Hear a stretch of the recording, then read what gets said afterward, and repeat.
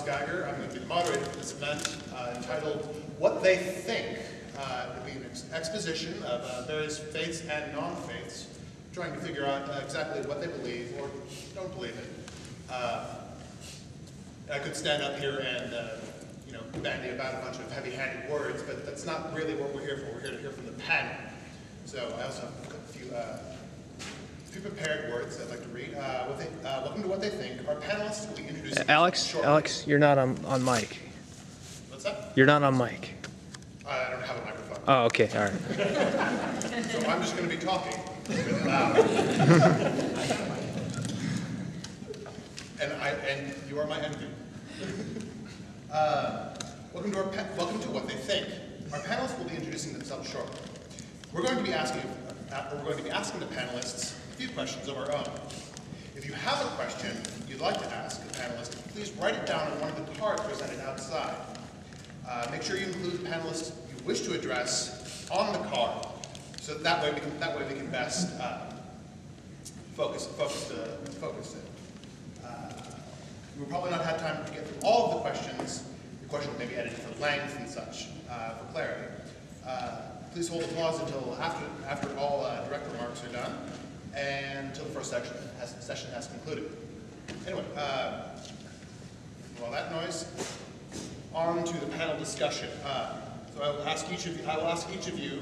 I will start with one question and ask each of you individually, and then I'll proceed to the next question.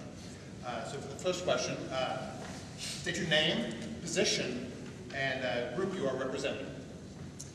I'm one of Jehovah's Witnesses. I'm the publisher of the congregation. I don't directly represent the Watchtower Society.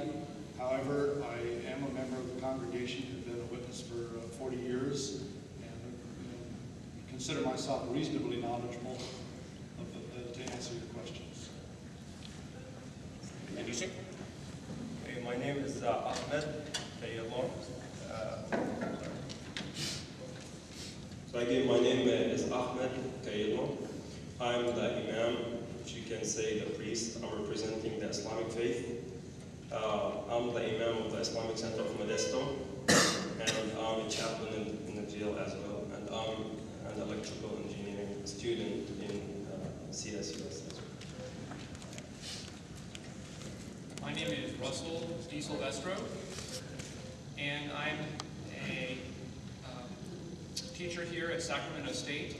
I'm an assistant professor in the philosophy department, but I'm not representing all philosophies. I'm not the entire philosophy department, but I'm representing the Protestant version of Christianity. And I should probably say, in fairness to other Protestants, I recognize that I am a more evangelical Protestant. So not every Protestant would agree with everything I'm going to say tonight. I'm Matt McCormick. I'm in the philosophy department professor, and I'm the non-believer, the atheist of the group. Again, like these guys have said, I can't represent the entire movement, but I can tell you what I think about it. I'm Doug Kraft. I'm the lead minister of the Unitarian Universalist Society. Just right over there, a few blocks. I've been in Sacramento with this particular congregation since 2000. My family joined the Unitarian Church when I was in second grade, so I have been with it most of my life that I'm aware of. And we have within our congregation Christians and atheists and pagans and Buddhists, and because we're actually not based on belief, we're based on a search. So we have a whole mixture of kind of bunch of principles and guidelines we use for that. We'll get into that. My name is Wesley. I'm a philosophy major here at Sac State. I'm representing the Gelugpa School, the School of Tibetan Buddhism. It's the school that the Dalai Lama belongs to. I was a Buddhist practitioner for about 4 years. I'm more or less no longer, although I have some lingering habitual beliefs. I'm also the activities coordinator for Philosophy Club. I didn't do my coordinating quite properly, so we didn't have our Buddhist representative here today, so strong feelings for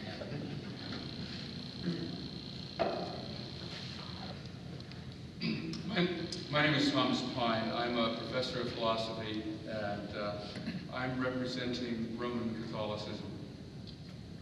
And I'd like to correct McCormick's account that it's not as if he's an unbeliever, that we go in for believing and he goes in for unbelieving. I think it's just we believe different things.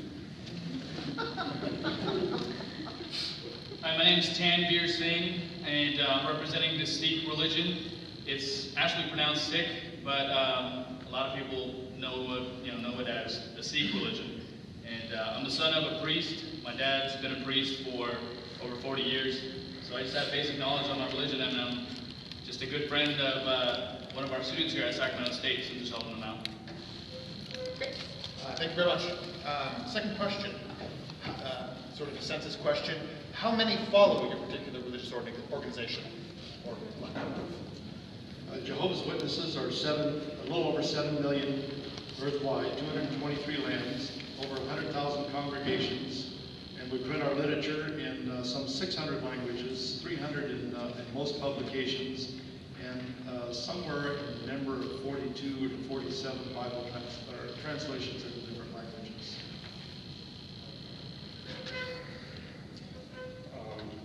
Over 1 billion Muslims around the world, not only in Arabia as most people think, but they are all over in Asia, in America, in Africa, it's basically all over. They all, whether the east or the west, north, they follow the Holy Quran.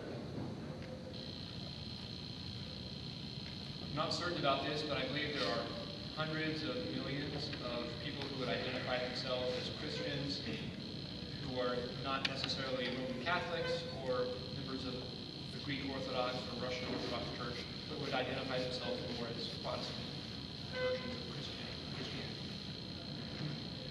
Christianity. A recent poll about in the United States showed people not identifying or identifying themselves as non-believers at about 15%. So out of 300 million, that's 45 million in the United States. But sort of card-carrying folks who are willing to call themselves atheists are probably 2 to 3% of the population. Globally, probably close to that. I'd be really surprised if it was bigger than 5 or 10% across the planet. Unitarian Universalists were probably a rounding error for these guys. In the United States, there are about 200,000. Although on Gallup polls, there are about upwards to 1 million people who identify themselves as Unitarian Universalists. About 200,000 are actually members, and we get a lot of people who have to believe in that and who have never heard of us, and find that we come up first or second in terms of their beliefs. There's an estimated 200 to 500 million Buddhists, but the number that's accepted is like 350 million. I couldn't find the numbers for Tibetan Buddhists, so I can't help you guys out there. There are 1,086,000,000 baptized Roman Catholics in the world. 67 million American Catholics, about 22% of the population, which is why Notre Dame can have its own TV contract. That means you win. There's about 500,000 Sikhs in the United States of America. Worldwide, there's about 24 million. Sikhs aren't, only in, people that look like me. And there's, you'll see African Americans. There's Americans, they call them Gode Sikh, that have converted to Sikhs also. So that's the estimate right there. Thank you very much. Third question is, would you please tell us about the origins of your particular group? When did it happen? Where did it happen? Things like that nature. Actually, the origin of the name Jehovah's Witnesses is found in Isaiah 43:10. It says, "You are my witnesses of the utterance of Jehovah, even my servant whom I have chosen." Now, he was speaking to the nation of Israel here. However, a witness of Jehovah is a person who recognizes Jehovah as the only true who worships him exclusively. That's where we come in. Islam has two meanings, a general meaning and a specific meaning. When we are talking about the general meaning, we as Muslims, we believe that all the creations that God created, since He created the creations, they practice Islam, including the messengers and the prophets. Because every messenger that God sent to His people, He used to call them for submission, to submit themselves to God. And this is what the meaning of Islam. Islam means submission. So this is generally speaking. To be specific, believe that it's the rulings that Prophet Muhammad, peace be upon him, and all the messengers came up with from God 1430 years ago. Well, Christians, as you may know, trace their identity specifically back to Jesus of Nazareth. It was the city of Antioch in that part of the world where people were first called Christians, probably as a term of derision by their neighbors. But the word Protestant didn't come up till much later, specifically, I believe, after Martin Luther decided that maybe reforms were needed within the practicing Christian community, and then there was a schism, not the first schism, but a pretty significant schism that led to the founding of many Protestant churches in Western Europe. I'm not really sure how to answer the question. Sorry. I think my considered view about this is that atheism, as folks think of it right now, is a really modern beast, maybe a few hundred years old. Some people have argued that it wasn't until we get Darwin that it really becomes an intellectually viable position. So that would put it in the middle of the 1800s. But if you want to talk about folks who are intimating atheistic arguments or claiming that there's no God or no gods, that may go back to the ancient Greeks, thousands of years.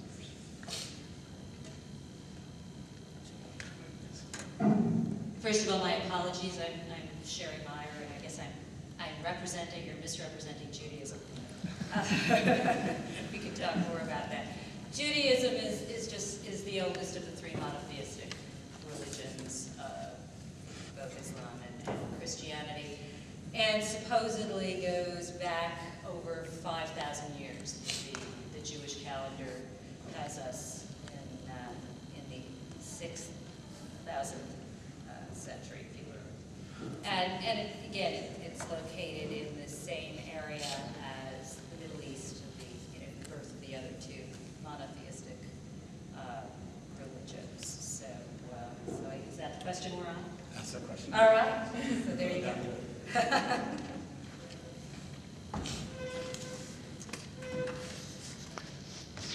A little bit difficult for me to answer to. We trace our roots as looking for freedom, reason, and tolerance in religion, and so we can trace those strands way back. Institutionally, about 450 years ago in Transylvania, of all places, there was the first ruler, the first king who declared himself to be a Unitarian. And also one of the first thing he did was an edict of toleration, which said that people could not be persecuted on account of religion. And we sort of get more traction as the left wing of the Protestant Reformation. In this country, in the early 1800s, there was a religious upheaval that resulted in a split in the Congregational Church in New England. So in the early 1800s, about half of the churches declared themselves to be Unitarian.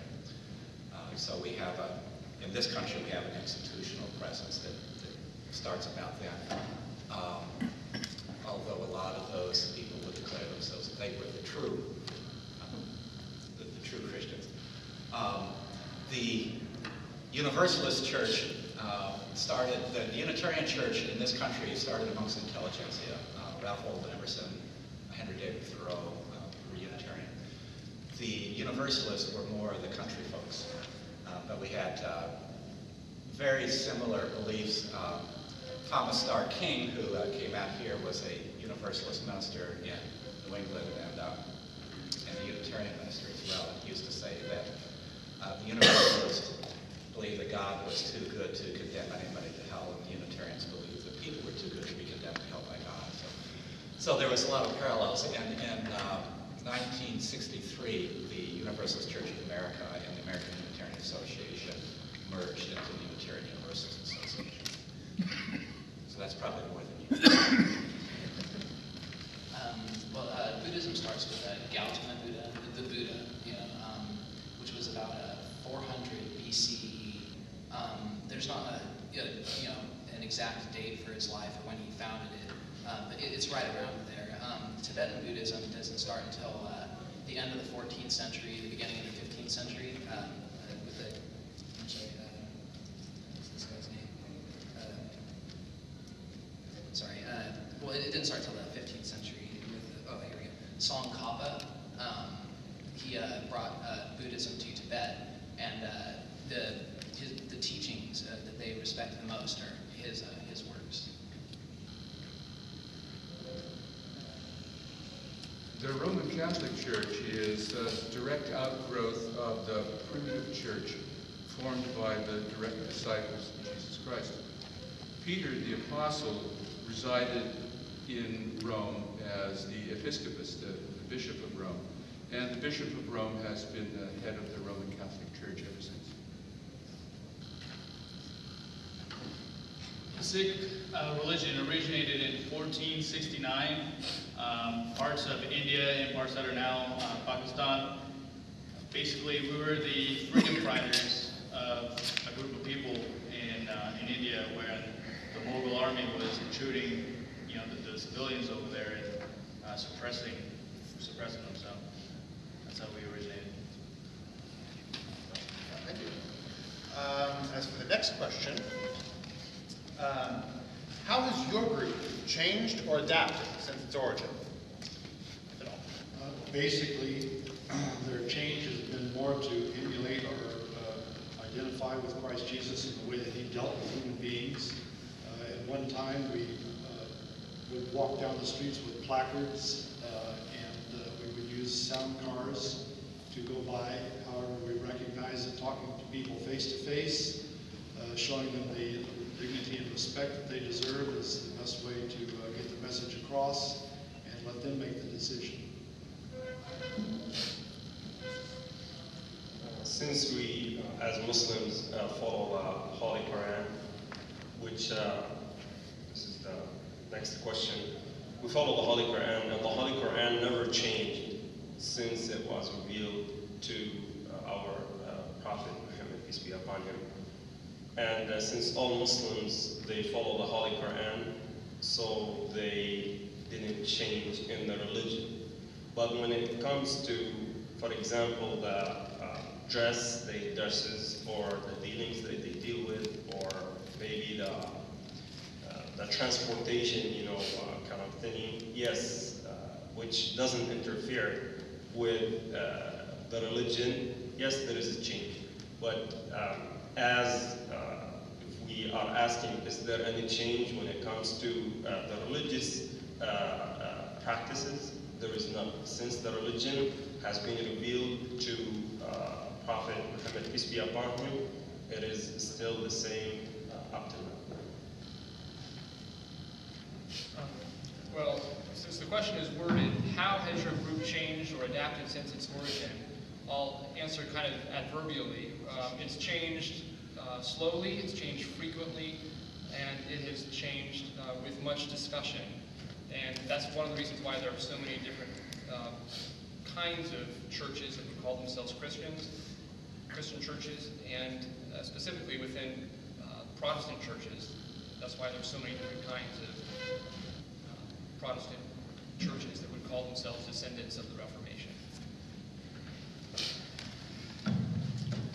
Atheism, I think, is a different sort of beast in some ways here, and I'm not sure how to describe its change as a group overall. a bit like herding cats, trying to get them all together. But here's an interesting recent development, recent change. Up until, just 15 years ago, the culture, socially and culturally, atheism was widely rejected and reviled, and a very small minority position in this country. And I'll be the first one to admit it was occupied heavily by the lunatic fringe. And then just in the last 10 years or so, there's been this spate of books and interest and activity coming from some people with academic credentials. And that may not have added any respect to the movement, but Dawkins, Richard Dawkins, and Daniel Dennett, and Sam Harris, and then some other less respectful characters, have all published a number of books, and it looks like that there's an upswing in popularity. So I'm probably would make me look like the victim of an intellectual trend, a fad. Well, with Judaism, what you started off with was a fairly limited in all sorts of ways, tribal movement.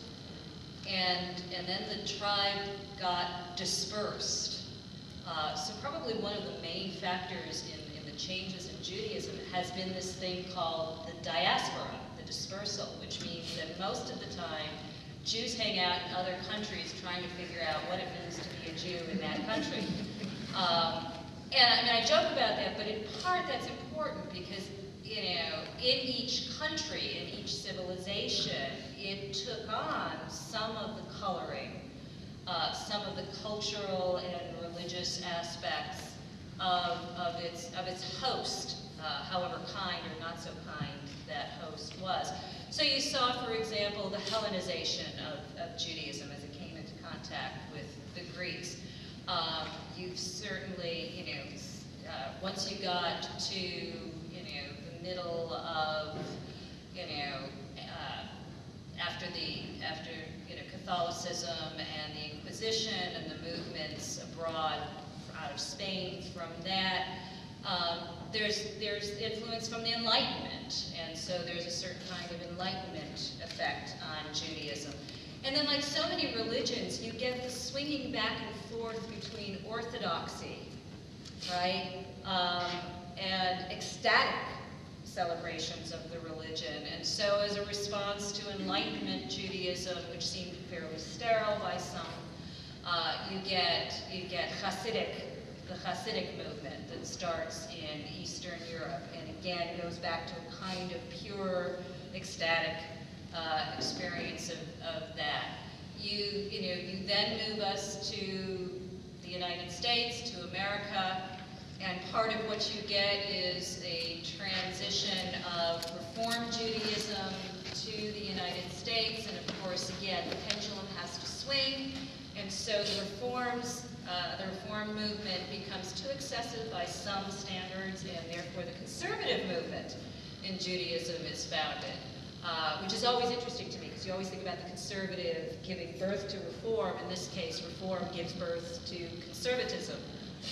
And then again, as the diaspora widens and we see an influx in more recent times, post-Holocaust, of the Hasidic movement to America, you have, again, that kind of exploration of a more orthodox, although even among Orthodox, there are the modern Orthodox and the not-so-modern Orthodox. So again, to kind of wrap that up, I think the most important shift and changes has always come about in response to that experience of the diaspora.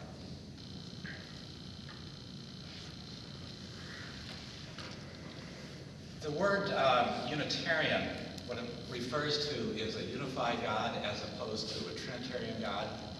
So Unitarian as a name really arose and got traction during the Reformation, and particularly a little bit earlier with the printing of the Bible and people not finding a Trinity as taught in the Catholic Church. So, so the early Unitarians, that was their primary focus. The Universalists believed that a loving God would not condemn anybody to hell. So universal means universal salvation. have sooner or later different ideas and the routes to get there. So our roots come right out of Christianity, but there's, in terms of how we've changed from there, first of all, if you don't have to worry about an afterlife, then what our job becomes in this life is actually to take care of people here. So both the Unitarians and the Universalists have been very much involved in social causes. Abolitionists, first draft card burning in the country during the Vietnam War was in the Unitarian Church. So we have been very much involved in lots of different movements, which means we in turn have been strongly affected by feminism as it arose in this country. More than half of the Unitarian Universalist ministers now are women.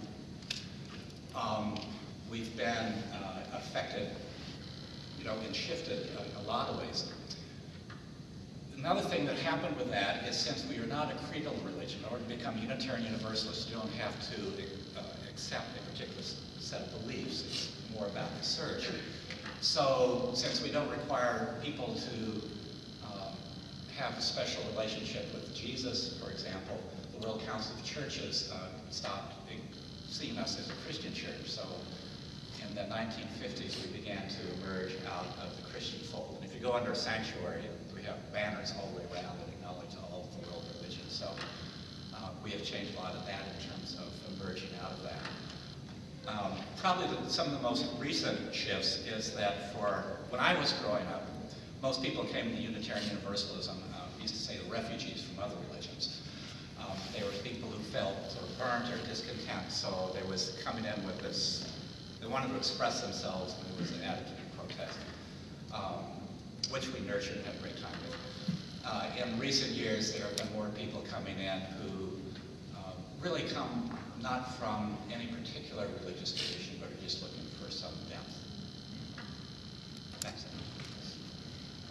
Since its inception, Buddhism's changed in a number of ways. At first, it was just the teachings of the Buddha, and then in time, after his death, a bunch of his disciples got together, and well, I don't know if you call them disciples, but his followers got together and tried to figure out what exactly he was talking about, what he had said. They composed a number of works. I believe it was called the Tripitaka, which means 3 baskets, because they stored it in 3 baskets. Tibetan Buddhism, in particular, I would say had 2 major periods of change. The first one was about, right about, I think, the 16th century. Towards the end of the 16th century, they came to dominance in Tibet. Although Buddhists have a tradition of peacefulness, there was a violence involved in some of their during the reign. Anyhow, when they came to power, they appointed somebody regent, the Dalai Lama, the first Dalai Lama, during the reign of the Dalai Lamas, there was violence, which is not what you would expect, or that's not part of the popular knowledge concerning Buddhism. But after that, the Dalai Lamas maintained power until the 20th century, when Tibet was invaded by China, and in which case there's what you could call a Tibetan diaspora, where now although there are Tibetans that live in Tibet, like the power of Tibet rather can be said to be distributed amongst various countries. I'm sure you're all aware of the whole Free Tibet slogan. That's what that has to do with the Chinese invasion of Tibet. Since then, the same Lama has been the Dalai Lama has been in charge. He's considered the incarnation of the God of sorts, Avalokiteshvara. He's the God of compassion, but that's not really relevant to this question, so I'll pass it on. The question was how your group has changed or adapted since its origin. The primitive church was originally a movement among the Jews of Judea and in the diaspora who professed Jesus as the Christ, as the Messiah. Under the influence of the disciples, however, the primitive church sought converts among non-Jews as well. It began to proselytize among non-Jews, and ultimately became the universal church of Jesus Christ, which is what Catholic means. It means universal. So we were the universal church, and before the discovery of the New World and European contact with Asia, it was a European and Mediterranean phenomenon. We were therefore the universal Christian community that Professor de Silvestro's Protestants were protesting, and when the Reformation was trying to reform. So, with the Sikh religion, to be honest, it's a little bit over 400 years old, so not any changes as far as the way we follow it. As far as adapting to the things that we do in order to follow our religion, a couple things come to my mind. Before it was all men and women were to wear the turban, because when we walk into our temple, you have to cover your head as respect. So nowadays, with obviously people getting modernized, you don't see all women wearing turban, but a lot of them still do follow the religion, and when they walk into the temple, they cover their head as respect. Also, with our religion, there's 5 segments. It's called the 5 Ks, which are, which we'll get into later on, but one of them is to carry a sword. As being a Sikh saint soldier, you're required to wear a sword at all times, and in today's time, obviously you can't walk around with a huge sword on. So they substitute it for a small knife that you wear in your necklace. So other than that, everything's still the same.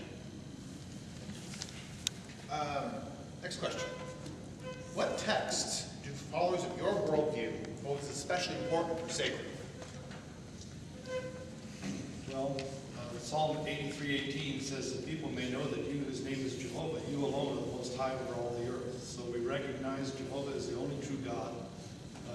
We also hold strongly to the statement here at Romans 12:1 that says, consequently, I entreat you by the compassions of God, brothers, to present your bodies as sacrifice, living, holy, acceptable to God, a sacred service with your power of reason. So we recognize that man has been endowed by his Creator with intellect to reason, and that he can make informed decisions if he chooses to do so. We try to do just that. One of the scriptures that I was going to show you, it says, but sanctify the Christ as Lord in your hearts, always ready to make a defense before everyone that demands of you a reason for the hope in you, but doing so together with a mild temper and deep respect. And so we try to achieve that in the way that we talk to people. We recognize that people are free moral agents. They have a right to make the choices that they wish to make. It's not our place to tell people that they need to believe a certain way.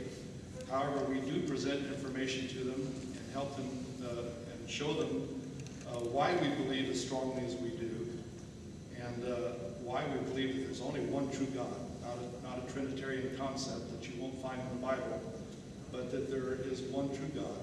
Jesus Christ is his Son. The Holy Spirit is his active force that accomplishes his will and purpose on the earth. And we don't believe in a hellfire where people are tormented for all eternity. As a matter of fact, a righteous God would never do something like that. Imagine, you live maybe, 80 years on this earth? Now, what kind of a punishment would it be to torture someone unimaginably for all eternity without end for that so many years he spent on this earth? It makes no sense whatsoever. So we believe that concepts and ideas like that misrepresent the Creator dramatically, and we object to that, and we try our best to help people to appreciate that such concepts and ideas come from philosophy, mainly Greek philosophy and Babylonian concepts, and not from the Bible itself.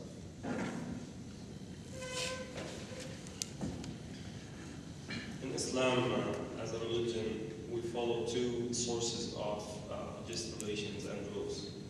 The first source is the Holy Quran, which we believe God's word that has been revealed to our Prophet Muhammad, peace be upon him, through his angel Gabriel. The Quran, the Holy Quran, since it was revealed, has never changed, and this is because of God's promise in the Quran.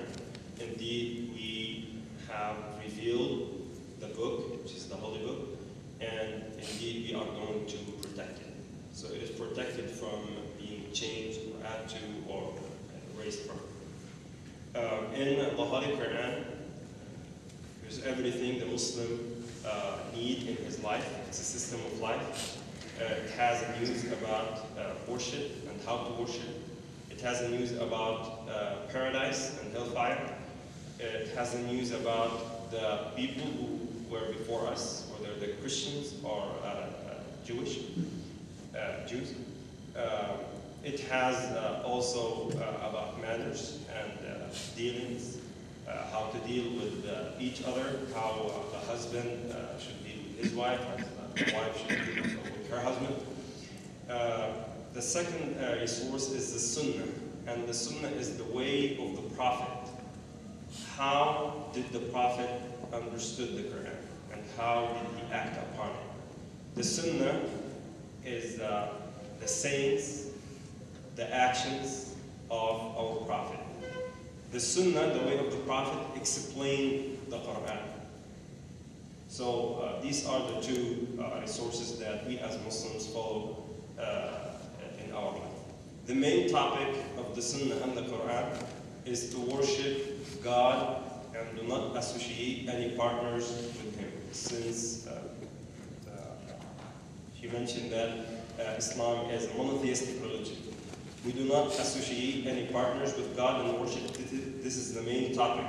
We don't associate Muhammad, the messenger, or the angel, or a pious, righteous man. This worship should be sincere to God.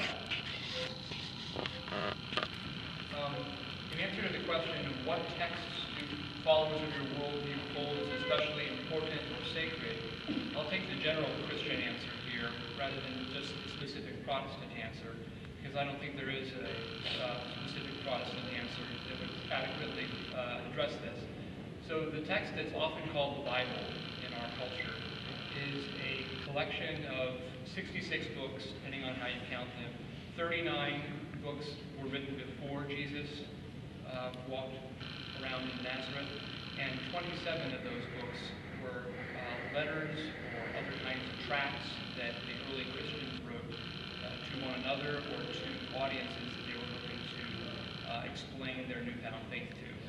So the 27 books of these early Christian writings have a more important place than the 39 books that came beforehand. But the entire collection is supposed to be authoritative.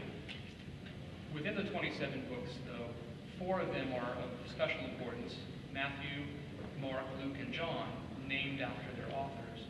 And these books are often called the 4 Gospels because they set out the good news about Jesus' life and ministry. And each of them has a slightly different emphasis and a slightly different audience. But those 4 Gospels are probably the most important part of the 27 books of the Christian writings that make up the Bible.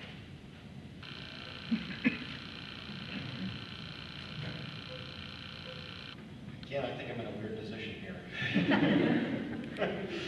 I don't think there are any sacred books or prophets in any of the senses, I think, that folks here are describing. I don't even hold being an atheist itself as a goal. My first priority, I think, and no doubt lots of folks here have the same priority, but my first priority is to have a thoughtful, critically reflective, epistemically responsible view about what's true. And that's my first priority. So if in that, pursuing that goal as a result, it seems that atheism is the correct answer, then so be it. That'll be the running the running hypothesis that's they're prepared to revise should it be necessary. So with that sort of general, admittedly perverse take on this panel, maybe,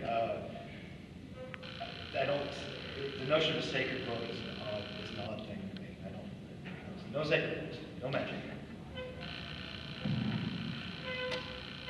Well, here's one of those places where I think I need to make a bit of a disclaimer, and that is, although certainly Jews traditionally refer to the 5 books of Moses, the Torah, as the sacred text, and then if you take the large, which of course, when it becomes part of the larger Bible, becomes known as the Old Testament, but that's only if you buy the New Testament as having superseded it. The longer works or writings are known as the Tanakh, so that includes the 5 books of Moses and then additional writings. But to get to this issue of sacredness and the nature of the text, I think it's also interesting that at the core of Judaism is something called the Talmud.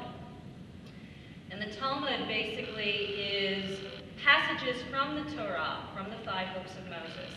And around each short passage is rabbinic interpretation. So there are 5 or 6 or 7 or 8 interpretations around the one piece of text, which to me has always been, especially as a literature professor, kind of my way of looking at things, which is you have one text and multiple interpretations. And that is ongoing. I mean, clearly the Talmud. So I think that's always a wonderful imagery. Yes, there is a text, and it is celebrated as sacred. Although I should point out again, in the continuum that is Judaism, there are those who take that book literally as the Word of God, and then there are those like myself and other liberal Jews who read it figuratively and as a matter of interpretation. But again, personally for me, what I've always found exciting is that the text is part of an interpretive process.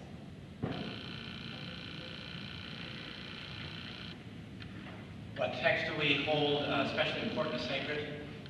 None.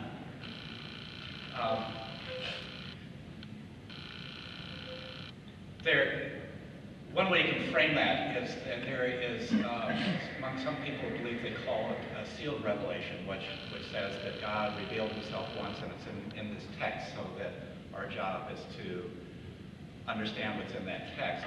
And within Unitarianism and Universalism, they talk about continuing revelation, which says that the truth is being continuously revealed to us all the time. So that there are no texts that are especially sacred. And if I were to take it a little bit further, I'll confess I've been also practicing Buddhist meditation for about 30 years. Some might come from that, but there's a divergence here. Yes, I would say that texts and thought are actually cheap. The human mind is incredibly gullible. We can talk ourselves into believing there are weapons of mass destruction, there are, the earth is flat, all kinds of things. So what we feel is most important is actually this continuing search in looking for what the deeper truths might be, because they certainly can't be captured in thought. And as soon as they come into thought or belief, you know that you're dealing with some very, very small part of the truth. So that for us, it's actually looking deeper, so that we might actually use lots of different sacred texts, in our services and stuff, but it's always looking for inspiration. And when somebody tells me what they believe, I'm usually not actually that interested. My beliefs have changed so much, I'm not even interested in my own beliefs. But I'm really interested in what the experiences are people have had that led to those, whatever those particular beliefs are, so that we engage that deeper process. That's a long story. Well, there's the Tripitaka that I mentioned, from which is the basis of a lot of Tibetan, or rather Buddhist teachings. The 6 most important, though, for Tibetan Buddhists are the Great Exposition of the Stages of the Path, the essence of eloquence on the interpretive and definitive teachings, the praise of relativity, the clear exposition of the 5 stages of Gaia's Samaja, and the Golden Rosary.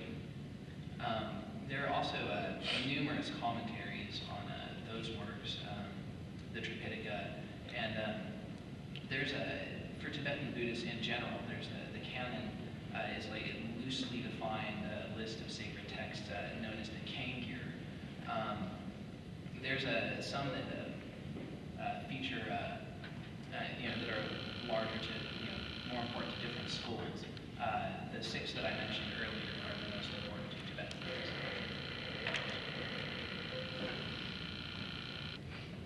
I find myself surprisingly in sympathy with McCormick's point of view here. Not that there aren't sacred books, but it's not the books that are sacred, it's the truths and the realities that those books report and express. I think that's, they talk about the Catholic worldview. The Catholic worldview is filled with freedom and contingency and happenstance and surprise. And I think among all of the things that have happened in history and in the world, there are only 2 that I am sure are part of God's plan for the world. One of them is the coming into existence of Israel, God's people, and the other is the coming into existence of the church through the redemption of Jesus and the atonement. And so Catholics look rather to the church as the repository of truth and revelation, rather than to books, and a deeply held suspicion that some other books would have done as well.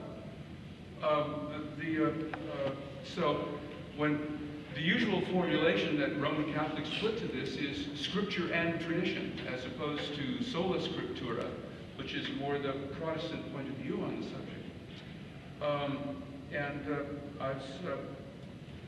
Unlike the Jehovah's Witnesses, and unlike some Protestants, the Roman Catholics sort of glory in their background in Greek philosophy and the mixture of Greek philosophy and Hebrew revelation. Okay, so in the Sikh religion, the sacred, you could say, scripture would be the Guru Granth Sahib. It's, I guess a good example would be like you would say the Bible or the Quran. In the Guru Granth Sahib, basically we read that multiple times a day. It's 5 times in the morning, once in the evening, and once before you go to sleep. And the teachings are basically to do good deeds. You don't treat all human beings equal, men and women. As long as you're not killing and hurting anybody, that you're helping your neighbor, that kind of thing. Also teaching manners as far as what's respectful and what's not, and just a basic part of life. So. Thank you. For the next portion, I'm going to reverse the order, and so you'll begin first. Throw things off a bit. Number 6.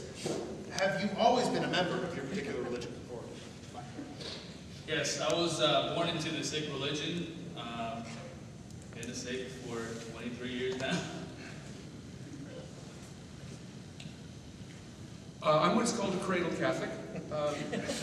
In fact, my entire education, from kindergarten at St. Philip's Parish in San Francisco to the PhD from Notre Dame, was entirely Catholic. I think the first time I ever walked into a classroom that didn't have a crucifix up in front of it was when I was an assistant professor walking into my first class in Cal State University.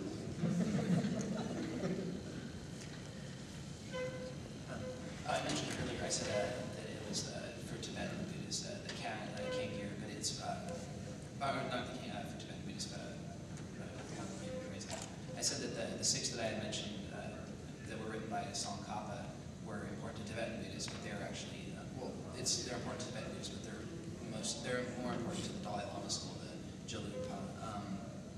I was not born a Buddhist. I became a Buddhist when I was about 20 or so. mostly from the people that I knew.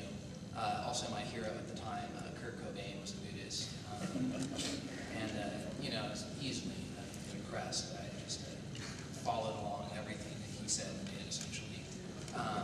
And then later, Don't stop short of that. almost everything. And then, you know, pursued it for a few years until I was about 24, and started falling away from it recently. I still meditate though, and you know, try to. Well, my beliefs they kind of linger, but I wasn't born Buddhist.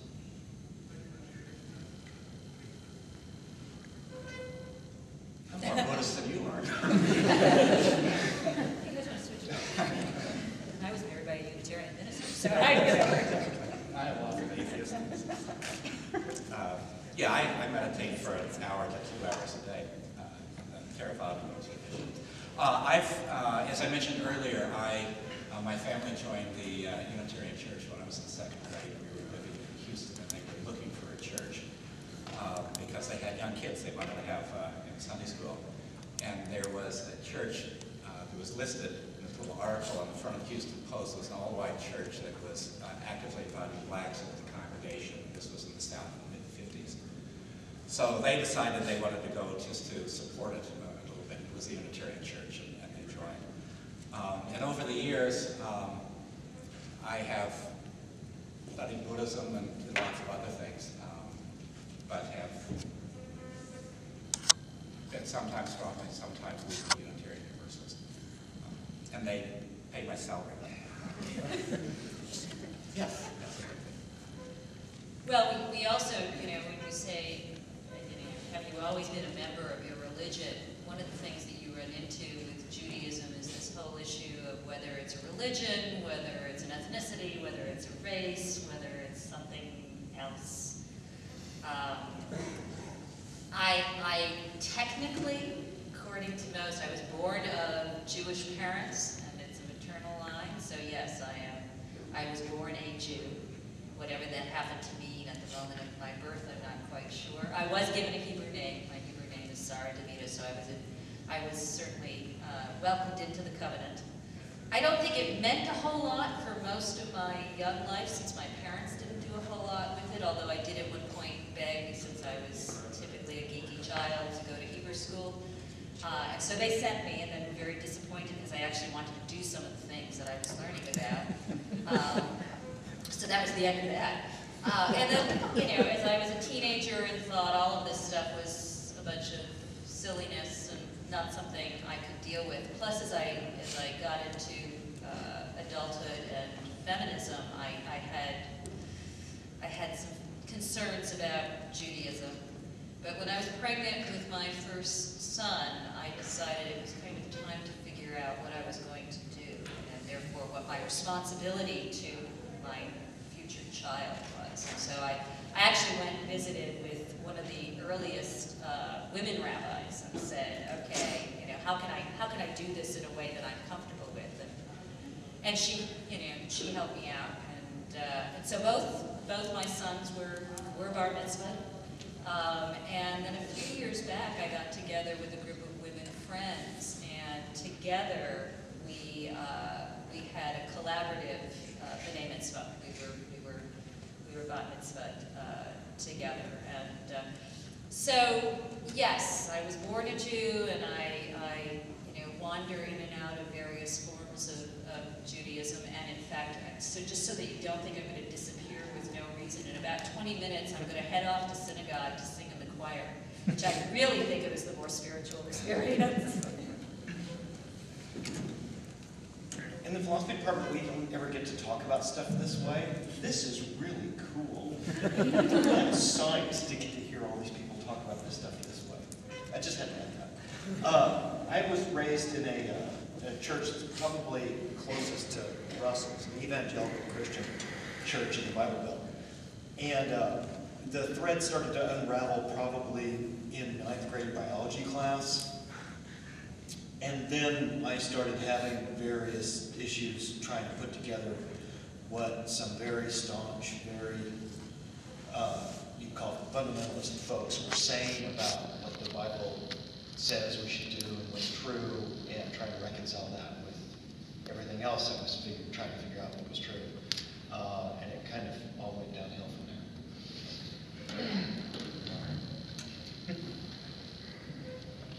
Well, I was brought up in a Methodist church back in Indiana, but I have since become convinced of the words of the late songwriter Keith Green when he says that going to church doesn't make you a Christian any more than going to McDonald's makes you a hamburger.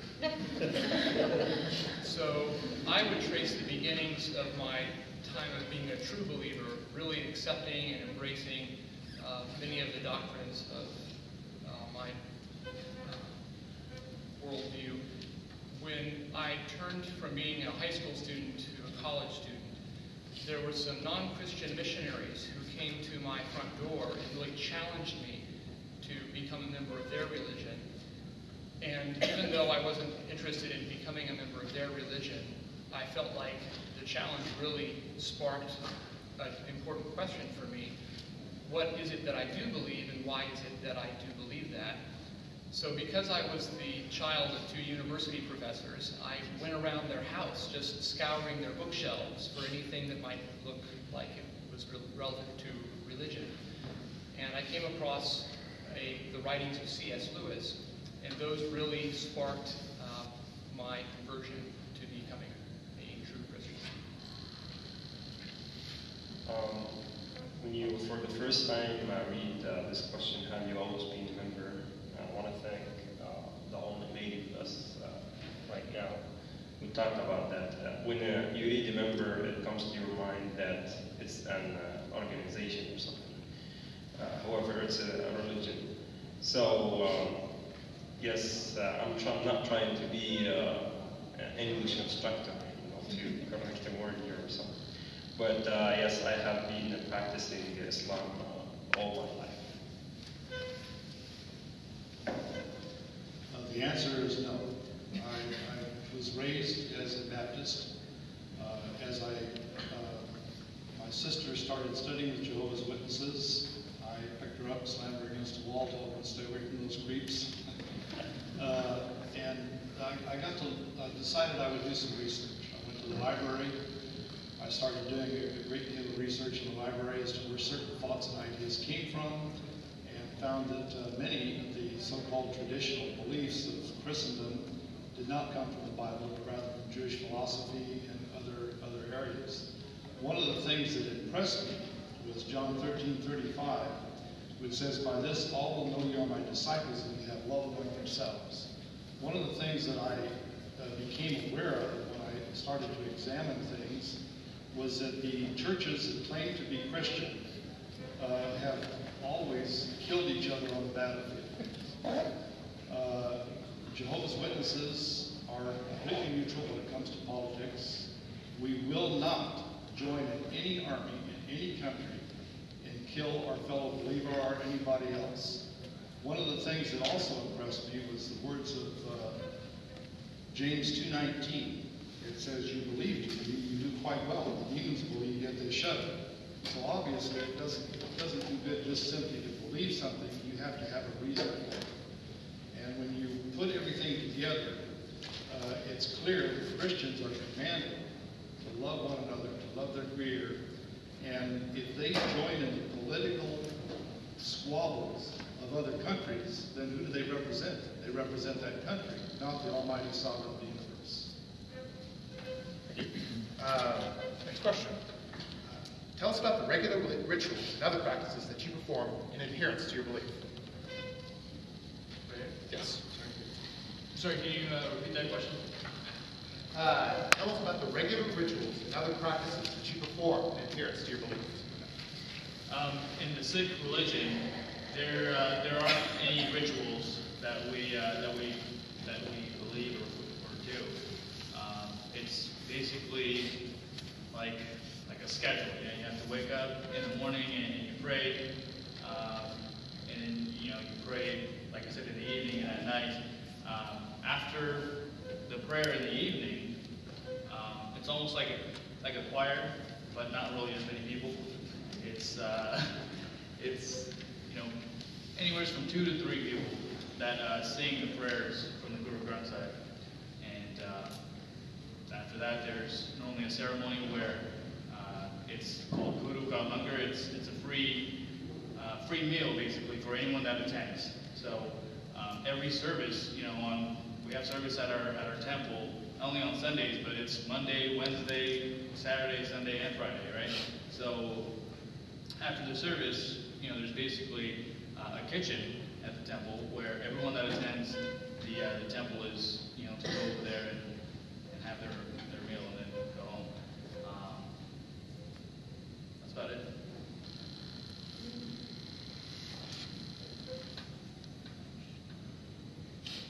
Well, Roman Catholicism is nothing if not chock full of ritual and big hats and clothes. Roman Catholic life is a sacramental life, and although a lot of Catholic sacraments are heavily symbolic and deeply and movingly so, there is nothing as striking as the Easter Vigil on Saturday night, where it starts off with just a single candle glowing in the back of the church, and then the lector begins to read Genesis 1:1, and you read through a short version of the entire history of the world and the story of its salvation. And so you have water and fire and palm leaves, and oil and bread and wine. But the symbolism is more, for a Catholic, more than just symbolism. It is, again, it's enacting realities. Real things are going on. Connections between the natural world and the supernatural world are being made. Transactions between those parts of reality are being conducted. So it's, if you like symbolism and lots of, as Protestants tend to criticize Catholics, if you like lots of bells and smells, and choirs too. I'm missing choir practice tonight. We're the church for you.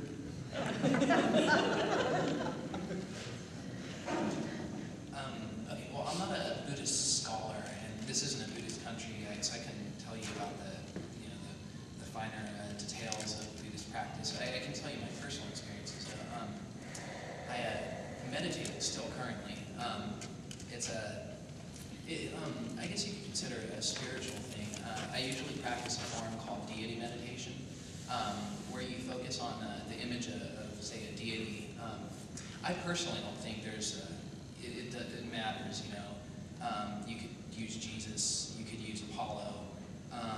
It's really the qualities, the symbolic representations that the deity is standing for that you're worried about.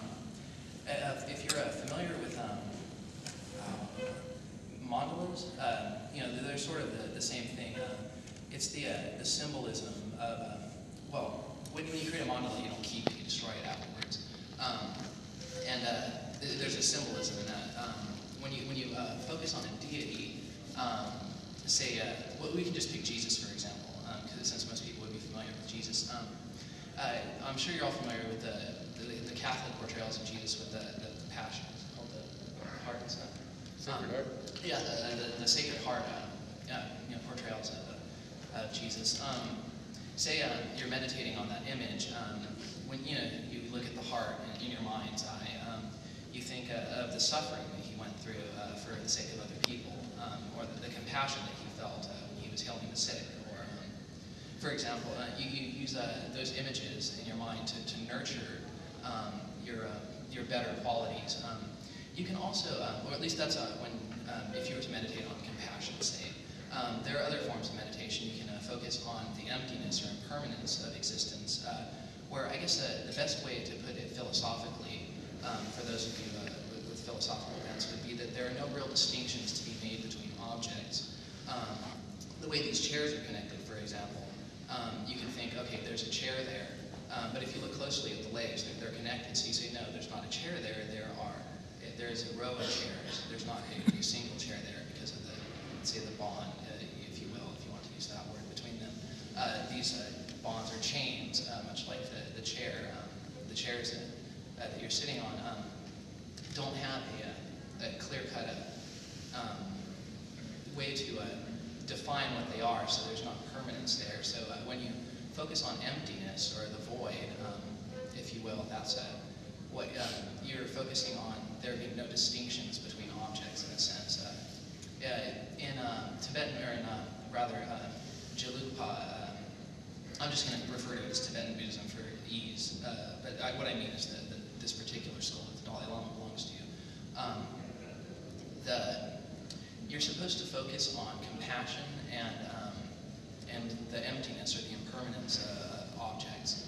By focusing on the impermanence of objects, there's some relationship between understanding that and developing a compassionate stance towards all living beings. You're supposed to develop universal compassion through meditation and this interpretation. And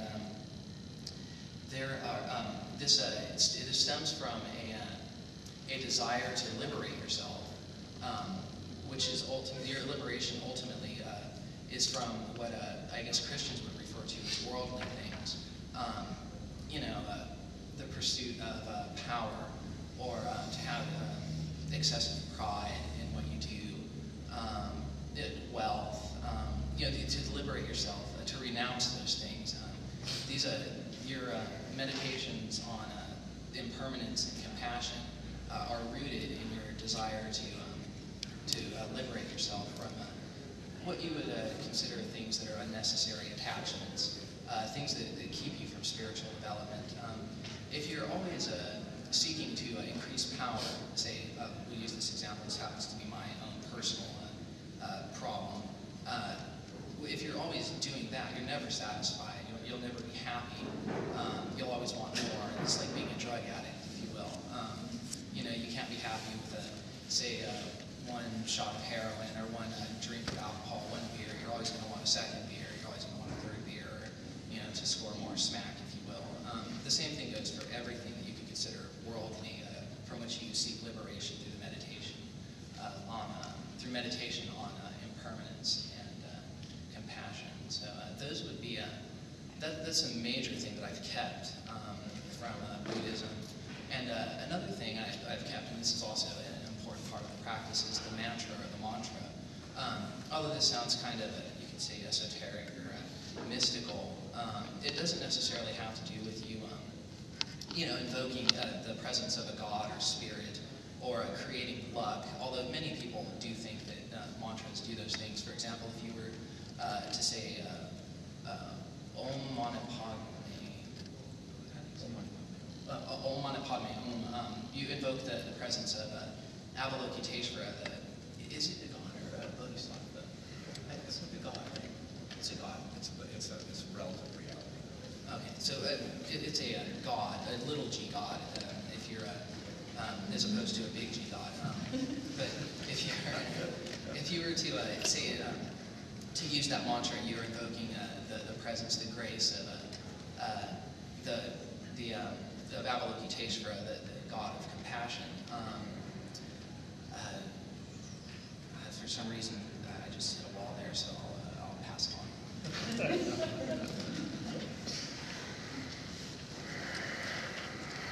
I can say just a little bit. If you want to understand Tibetan rituals, you go to Tibet, and the average Tibetan peasant, if they lived in this country, would live up in Montana and drive around in a truck with a shotgun in the back. So they developed this religious technology that would take, somebody hangs out in bars and train them as a lama. So they have lots of ritual, but it's all, the beginning ritual in a lot of Tibetanism is to do 100,000 prostrations. It takes about 2.5 years. So you really get into your body. But it's all about training. But I'll talk about Unitarian Universalism. We come out of the Protestant tradition, so that most of our rituals look fairly similar to what you would expect in most Protestant churches. We don't ascribe to them any supernatural meaning. It's really more just ways we come together in community. So we have services on Sunday morning. Some people say we worship coffee after the service. We have Sunday school classes for kids. We have marriages. We do weddings, child dedications. The basic types of rituals that you expect in a Protestant church. And we're always experimenting with other things from like coming in from earth-centered religions and pagan ceremonies and stuff like that. But that's our basic ritual toolbox. Again, the joke is the guy who goes to the rabbi and asks him if there's a prayer, and of course the answer is there's a prayer for everything. Jewish ritual has developed, obviously, over time from the sacrificial base in the temple to creating rituals in the home, to creating a synagogue culture, in other words, an alternative in the diaspora to the temple with a capital T. Typically, there are daily prayers from the moment that you wake up. One of the few that I actually do, I was going to say religiously, which is kind of interesting. Somewhat religiously is I do find myself almost as a meditation. Interestingly, as I walk onto this campus early in the morning and I catch sight of the sun coming up over the trees, I recite the Shema, which is the primary prayer of Judaism. It is the avowal of one God. And one of the reasons I like it is that the first words are, "Hear, O Israel," or listen. And I always think it's a good way to start the day, is hearing and listening for whatever that unity of God will bring. One of the other central rituals is around Shabbat, the Sabbath. And while I would love to actually participate fully, because I think the idea of creating an oasis in one's life dedicated to peace and lack of work sounds great. I've yet to achieve that.